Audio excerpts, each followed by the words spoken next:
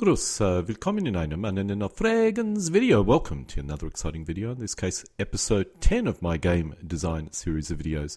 In this video I'll be providing a brief overview of Napoleonic core scale rules. I've broken up my Napoleonics rules review videos based on the size of a formation a player could be expected to field and complete a game within a day. Typically 20 elements per side over 12 game turns is the maximum a single player can handle for a 4 to 6 hour game. There are some exceptions, but this is a good ground rule which I will use.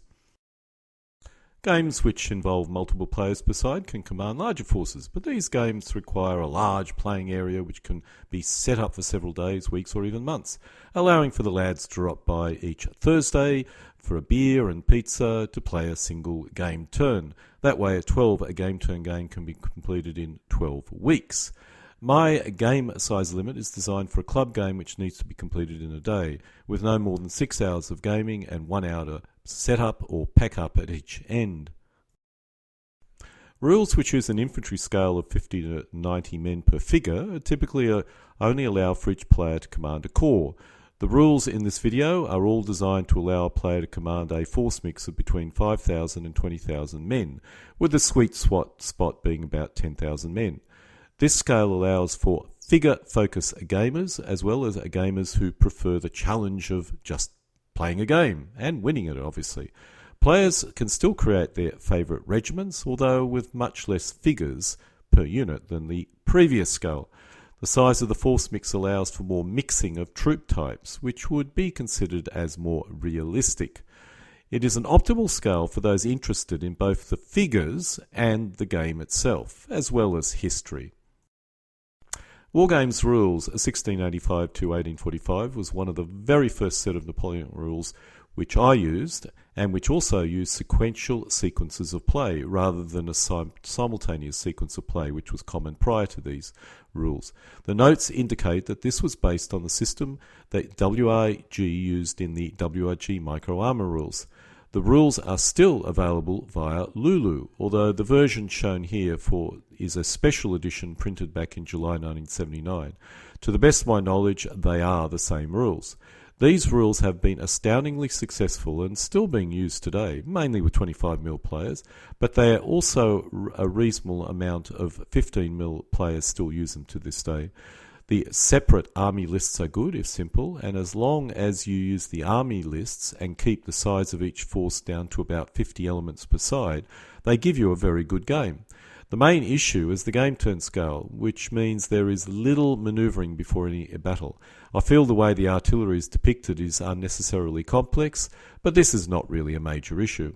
The rules cover an astounding period, and the army lists do reflect this.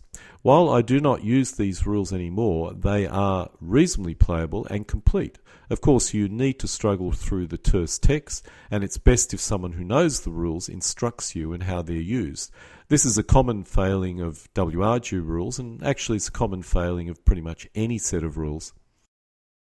I remember when I first purchased Empire 3rd Edition, I was excited. However, after several weeks of trying as hard as I could, I simply could not get a game from these rules. These rules were an attempt to move from an element maneuver-based set of rules, such as WRG rules, to a formation allocation set of rules, where players maneuver elements into an optimal attack position and then let loose with the assembled formation attack force. Writing rules for such a revolutionary game system was never going to be easy, and it clearly is not easy when you try and study these rules. The rules are 53 pages long, but you'll need to also cross-reference another dozen pages. The rules themselves are an awkward format and are not conducive to cross-referencing during a game. In the end, I gave up. It's possible these rules, once you understand them, are the best thing since sliced bread. But if the effort involved in learning how to play a set of rules is this difficult, they were always destined to, if not completely fail, not have much legs. In defense, the basic philosophy of the rules is brilliant, and creating a set of rules which can be learned and are playable using these ideas would be a holy grail, which I'm attempting to do myself. However, apart from my attempts, there are a number of 6mm rules which also fill this gap and achieve the same objectives, such as BBB or Blucher. Garde du Corps was a real mystery to me, where there were 3 versions, the first shown here, and the third available as a free download. The third version seems to have significant changes to the first, so I'm uncertain how advanced the first version was, as the third version is filled with innovative and modern ideas. The Army lists by themselves are worthwhile downloading these rules for. While the scale does not interest me these days, I'll give these rules a real investigation, as I think they offer something unique. Even if I never play a game using the rules, the Army lists will be useful in creating Army lists for other rules, which I actually did subsequently. The rules themselves were influenced by Empire 3rd Edition, and initially it used the Empire 3rd Edition basing system. By version 3, it had generally adopted the standard UK 4cm wide basing system. Corps Commander is a rather interesting spin on the big base approach. The big base represents a number of elements in base-to-base contact with each other. While this seems similar to the old WRG unit concept, this collection is treated as if it's a single unit for combat. As a result, basing is not critical as long as both sides use the same basing.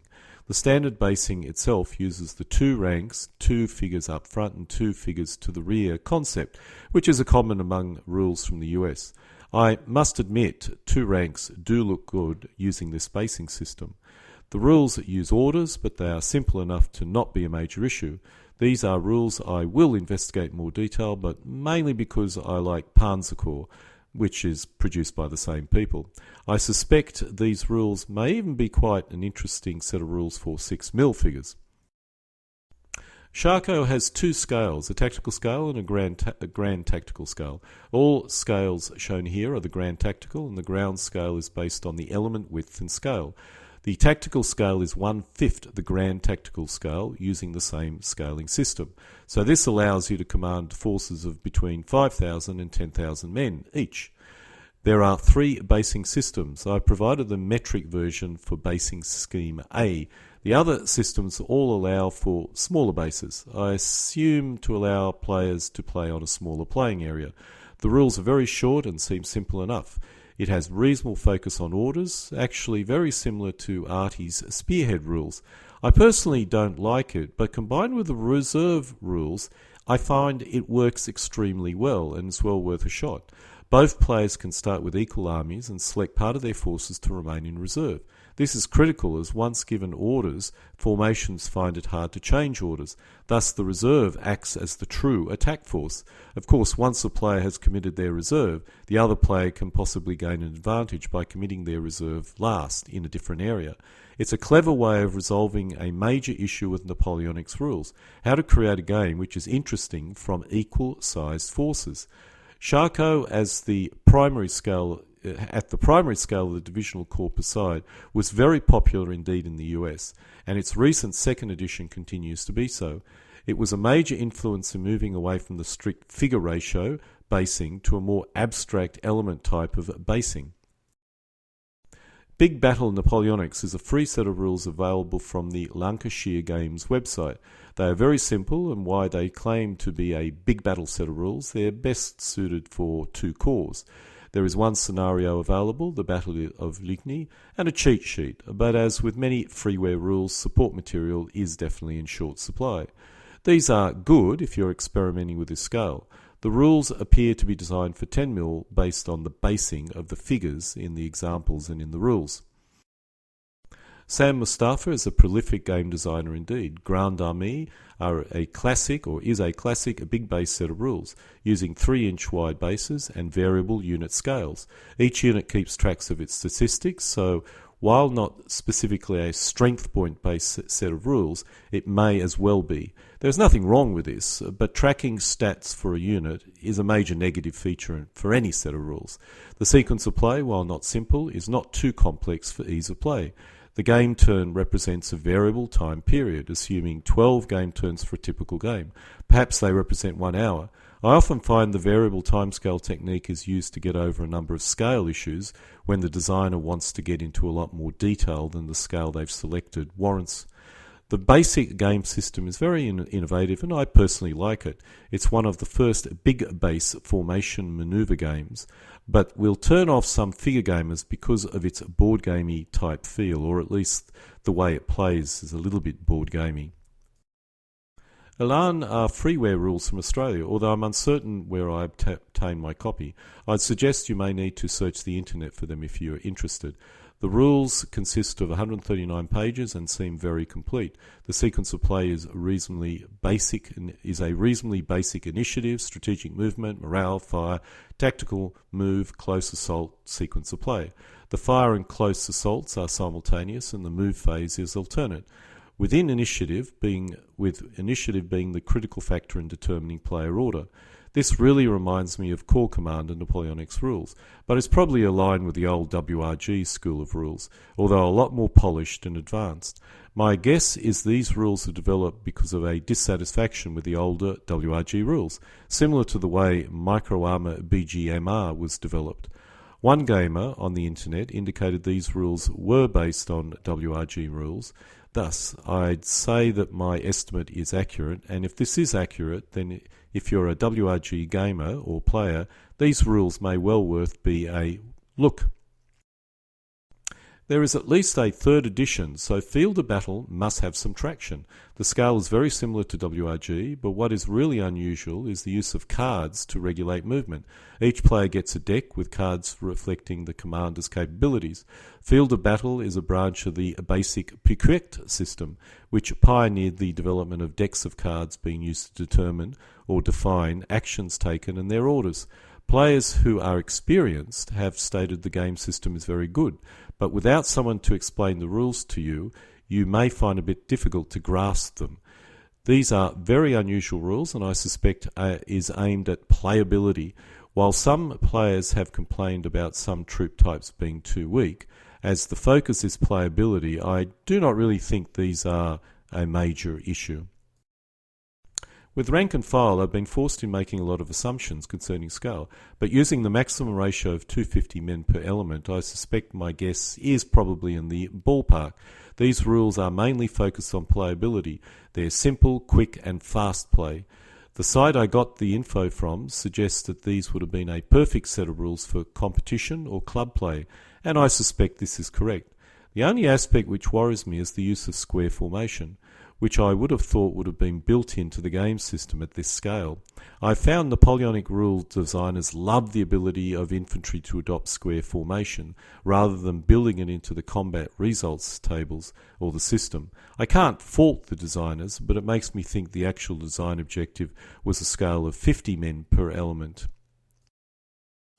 March attack is aimed at multi-corps battles. I'd estimate about 10,000 men range. It's an interesting scale choice. Most of the rules seem to focus on pre-battle manoeuvring, which I would have thought would have required a higher scale. But the strategic phase concept is interesting. A major issue with Napoleonic battle is the lack of pre-battle manoeuvring, which was often the key deciding factor in any battle. These rules seem to try and address that issue. I've not studied the rules in depth, so I can't tell you how well they play, but based on the length of the rules, I suspect it's a medium complexity game system. The lack of supporting material is a concern. Polemos Ruse de Guerre is specifically designed to cover the North American wars of the latter half of the 18th century and beginning of the 19th century, mainly the American Revolutionary War, the War of 1812, etc. Thus, the primary focus is infantry combat, which for the period is reasonable. The primary figure scale is 6 mil, using the standard 6 centimetre wide bases. The command system is based on tempo points, which is an adaptation of the command point system, although contains some nuances which determines their value or the values. This seems to be the key of the game and the main focus. The sequence of play starts with fire combat, movement, and finally close combat. There is a major focus on simplification, with the combat system being simplified in terms of modifiers. The aspect which is often mentioned is the use of a D10 dice and the lack of formation, such as line, column, square, etc. While for high scale rules this is not unusual, but for what is basically a company battalion scale set of rules, I find that a little bit unusual. I suspect house rules would be required to allow you to play a Napoleonic conflict using these rules. Von Krieg is another freeware set of rules. I'm uncertain of the year it was published, and the designer, the date and the name is my best guess. The formatting is very nice, and at 22 pages is a nice length. But it's not as complete as Elan, for example. Its real unique feature is its hex-based figure gaming. It's a hex-based figure gaming set of rules, which tries to minimize the effect of hexes. Its roots are very board game-like, using command points or initiative chits, and having a very basic sequence of play, order, move, and combat. The sequence is followed by each command. The order of the command is based on a chit system. The rules are very interesting and there's a lot of good ideas here, but the hex-based system is something which would turn off a lot of figure gamers. I'm uncertain if my personal focus of a high scale is influencing this, but apart from skirmish rules, this game scale seems to possess the most rules in it.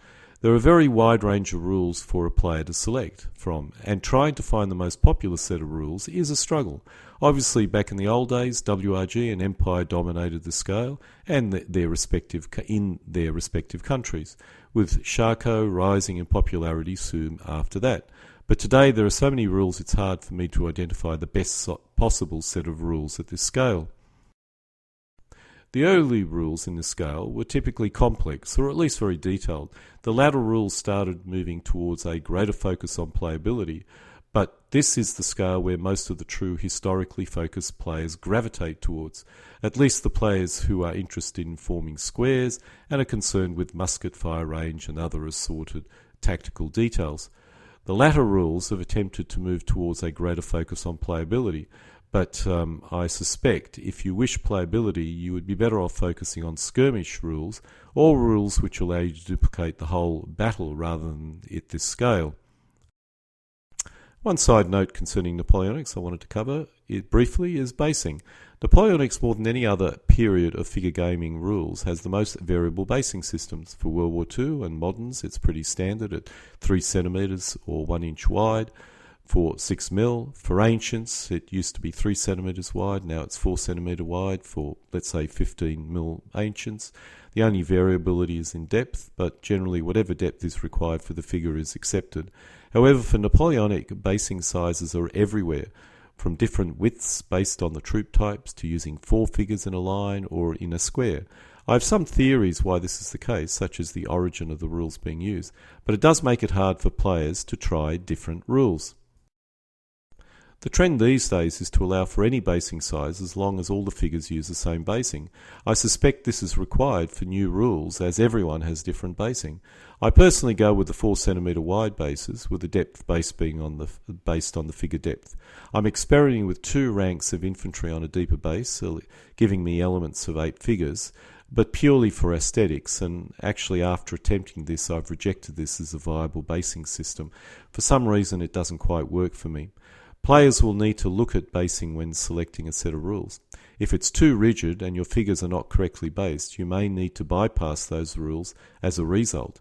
Both basing systems fall into the UK system, or 4 centimeter wide, and the US system of 2 centimeter wide and 2 ranks deep, for infantry, for example. I've been forced to build up force mixes using both these 2 basing systems for all the rules I wish to try. And I'll be honest, even though the vast majority of my figures are based using the UK system, I'm gravitating very much towards the US system, which is basically a 2 centimeter wide base, 3 deep, and 2 figures at the front, 2 figures at the rear.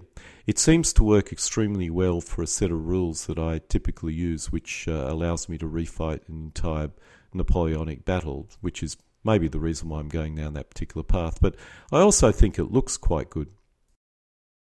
And so this concludes episode 10 of my video on game system design, which in this case provides an overview of Napoleonic's core scale figure gaming rules. Alle guten Dinge kommen zu einem Ende.